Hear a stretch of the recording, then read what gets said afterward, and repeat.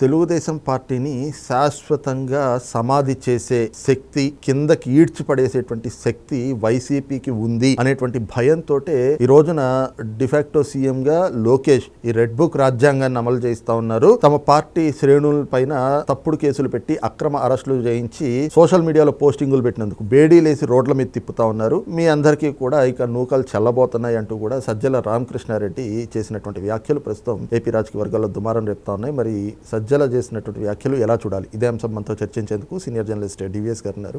Sir నమస్తే. నమస్తే sir. మీ కంట్లో నలుసులాగా, మీ చెవులో జోరులాగా, మీ కాళ్ళల్లో రాయిలాగా, మీ చెప్పులో రాయిలాగా కాదు, మిమ్మల్ని శాశ్వతంగా కిందకి ఈడ్చిపడేసేటువంటి శక్తి, శాశ్వతంగా సమాధి చేసేటువంటి శక్తి మాకు వైఎస్ఆర్ కాంగ్రెస్ పార్టీకి ఉంది అనే భయం మిమ్మల్ని వెంటాడుతోంది కాబట్టి అరెస్టుల పేరుతో మమ్మల్ని భయపెట్టాలని చూస్తున్నారు. ఇది సజ్జల కామెంట్స్. ఎలా చూడాలి సార్? ఈడ్చిపడేసే శక్తి పార్టీకి లేదు, ఈడ్చిపడేసే శక్తి ప్రజలకు ఉంది. ఎవరినైనా ఈడ్చిపడేసే శక్తి ఎవరికి ఉంది? జనానికి ఉంటుంది. వైఎస్ఆర్ కాంగ్రెస్ పార్టీకి ఉన్న శక్తి ఏంటి?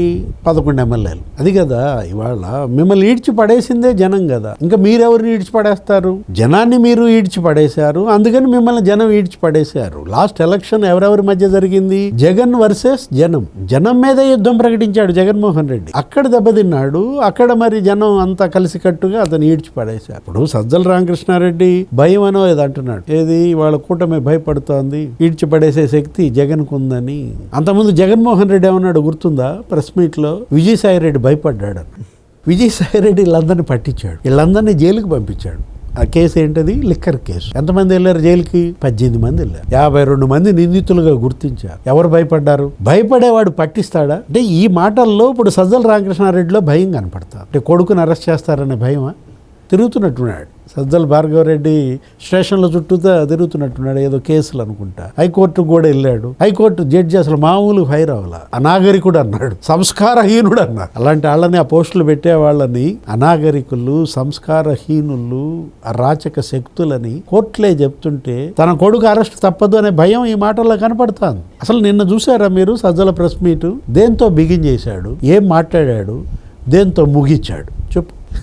ఇప్పుడు పూడి శ్రీహరితో బిగిన్ చేశాడు. ఏది?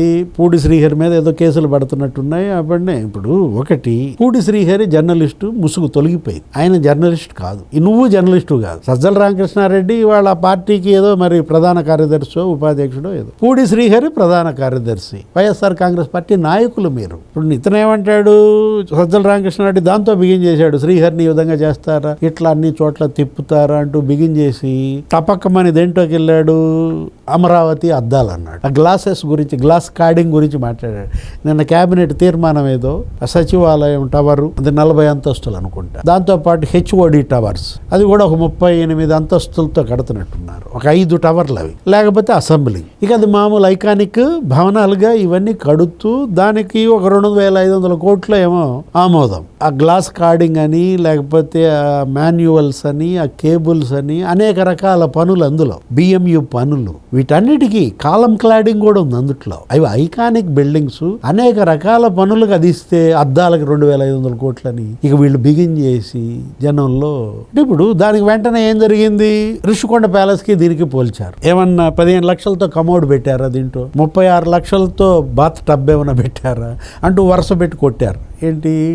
అక్కడ స్క్వేర్ ఫీట్కి ఎంత అయింది ఖర్చు, ఇక్కడ స్క్వేర్ ఫీట్కి ఎంత అయింది ఖర్చు, అది మానేశారులే. నీకు గుర్తుండే ఉంటుంది కరెక్ట్గా 15 రోజుల క్రితం ఏమని చెప్పాడు ఇతను కూడా మాట్లాడాడు, సజ్జలు కూడా మాట్లాడాడు. తెలంగాణ సెక్రటేరియట్ 600 కోట్లు, ఢిల్లీ పార్లమెంట్ 950 కోట్లు, దానికి స్క్వేర్ ఫీట్ ఎంత అయింది, దీనికి ఎంత అయింది అంటూ ఆ రోజు అమరావతితో కంపారిజన్. వెంటనే వాళ్ళు బయట పెట్టారు తెలుగుదేశం జనసేన ఏమని, అది 600 కోట్లు కాదు నాయన, ఏది తెలంగాణ సెక్రటేరియట్ దగ్గర 1,200 కోట్లు, దాని మీద విజిలెన్స్ విచారణ కూడా జరుగుతోంది.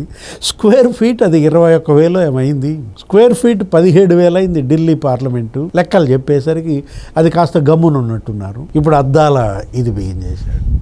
పోనీ దాన్ని గురించి అన్నా కాసేపు వివరంగా చెప్తాడేమో, అదేమన్నా కొంచెం ఎస్టిమేట్స్, కొంచెం అంకెలు, ప్రజలు నమ్మేటట్టుగా అనుకున్నా. టపక్కమని దీంట్లోకి వచ్చాడు. ఇప్పుడు మీరు చెప్పిన సబ్జెక్ట్లోకి వచ్చేసాడు. జగన్మోహన్ రెడ్డి మీ పాలిట విలన్ అన్నాడు. అదే మీరు అన్నారు ఏదో గొడ్డల పార్టీ, లేకపోతే కోడికత్తి పార్టీ, చిల్లర పార్టీ, సైకో పార్టీ, మీరెన్ని మాటలు అన్నా మీ పాలిట విలన్ జగనే అన్నాడు. జగన్మోహన్ రెడ్డి తెలుగుదేశం పాలిట విలనో, జనసేన పాలిట విలనో, బీజేపీ పాలిట సరే తీసే, చంద్రబాబు పాలిట విలనో, పవన్ కళ్యాణ్ పాలిట విలనో, అది కాదు జనం పాలిట విలన్. జగన్మోహన్ రెడ్డి జనం పాలిట విలన్ అయితే కదా ఈడ్చి ఏం చేశారు, ఇప్పుడు ఈడ్చి పారేసింది మీ పార్టీని. గమ్మత్ ఏంటంటే మామూలు బుల్లెట్ దించాల జనం, జగన్ పార్టీకి దించిన బుల్లెట్ అసలు అర్థం కావట్లేదు వీళ్ళకి. 2 ఏళ్ళైనా అర్థం కావట్లేదు అది దిగిందా దిగలేదా. రే నాయన దిగటం కాదు, అసలు గిర్రను లోపల చొచ్చుకుపోతే అంత గాయాలైనా. అంటే ఈ రోజున లోకేష్ ఒక డిఫాక్టో సీఎంగా రెడ్ బుక్ రాజ్యాంగాన్ని అమలు చేస్తూ తమ పార్టీ నాయకులపైన, పార్టీ శ్రేణులపైన సోషల్ మీడియా పోస్టులు పెట్టినందుకే ఇలా తప్పుడు కేసులు పెట్టి అక్రమ అరెస్టులు చేయిస్తున్నారు అనేది సజ్జల ఆరోపణ. 2 అంశాలు. డిఫాక్టో సీఎం నువ్వు కదా, డిఫాక్టో సీఎం జగన్ సీఎంగా ఉన్నప్పుడు సజ్జల రామకృష్ణారెడ్డి డిఫాక్టో సీఎం. ఇది మనంగా చెప్పింది, వాళ్ళే చెప్పారు. ఏదో తెలుగుదేశం వాళ్ళు చెప్తే, లేకపోతే వేరే ప్రతిపక్షాలు జనసేన అంటే అది ఓకే అనుకుంటాం. సజ్జల రామకృష్ణారెడ్డి డిఫాక్టో సీఎం అని చెప్పి అసలు మొన్న విజయసాయి రెడ్డి చెప్పాడుగా. జగన్మోహన్ రెడ్డి కోటరీ బద్దలు కొట్టడం చేత కాదు, ఈ కూటమిని కోల్చడం చేత కాదు, అతనికి భవిష్యత్తు లేదు అన్నది ఎవరు, విజయసాయి రెడ్డే కాదా? కోటరీ అంటే ఎవరు, సజ్జల రామకృష్ణారెడ్డే కదా. అసలు ఆ రోజు జక్కంపూడి రాజా తిట్టాడు. ఎవరు జక్కంపూడి రాజా చెప్పు, మీ ఎమ్మెల్యే అభ్యర్థి కాదా, రేపు పొద్దున మళ్ళీ టికెట్ ఇచ్చేది అతనికే కదా. నిన్న కూడా అతను ఏదో ధర్నా కూడా చేశాడు. వైఎస్ఆర్ కాంగ్రెస్ పార్టీ జక్కంపూడి రామ్మోహన్ రావు కొడుకు ఏమన్నాడు, జగన్మోహన్ రెడ్డి దగ్గరికి నాకు వెయిటింగ్ కాదు, అసలు ఈయనెవరు ధనుంజయ రెడ్డి దగ్గర వెయిటింగ్, మేము ఓడిపోవడానికి ప్రధాన కారణం ధనుంజయ రెడ్డి, నన్ను 6 గంటలకు వెయిటింగ్ అపాయింట్మెంట్ కోసం కూర్చోబెట్టాడు అంటూ దుమ్మెత్తి పోసింది ఎవరు, మీ పార్టీ నాయకులు. అంటే ఇక్కడ అంటోంది అదే, ఎవరు డిఫాక్టో సీఎం అంటున్నా. లోకేష్కి ఏం సంబంధం, రెడ్ బుక్ అన్నావా, రెడ్ బుక్ కాదు, Lokesh they book, investments book. చూసావా ఎన్ని ఇన్వెస్ట్మెంట్స్ వచ్చాయి, 23 నెలల్లో 23 లక్షల కోట్లు. అరే 12 నెలలు అంట ఏంటి టీసీఎస్, అది కాస్త 1 మంత్ లేట్ అయిందంట, 11 నెలలకు తగ్గించాడు కాగ్నిజెంట్. ఇది 8 నెలలు అంట.